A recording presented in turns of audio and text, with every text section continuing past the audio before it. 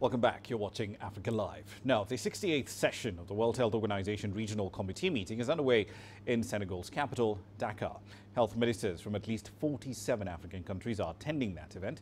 Participants are expected to examine the health situation on the continent and to look for solutions, in part based on research. Now, a global strategy to combat cholera is also one of the issues on the agenda. Here's CGTN's Thuli Tshabalala with the details.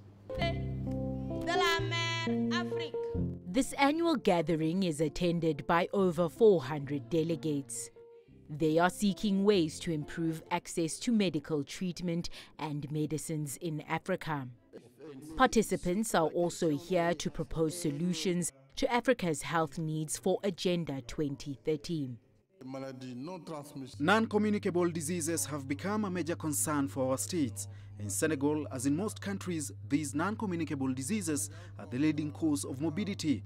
Therefore, we need to focus on prevention by controlling risk factors in order to more effectively fight those diseases. At the regional level, we need to identify, assess and communicate current and future threats to human health as a result of potential epidemic and pandemic diseases, and to prepare for response.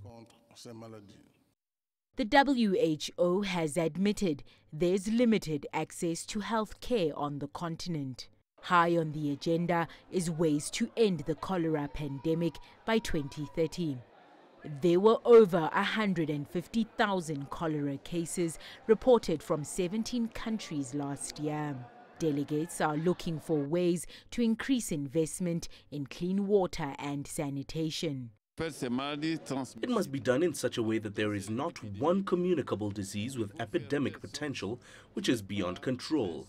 When there is a case of one of these diseases, it is necessary to encircle the place to vaccinate people. Patients need to present themselves at the health center. Most often the patients do not present themselves. Ebola has resurfaced in DR Congo, which means that there were flaws in the care of patients and people who had to be vaccinated.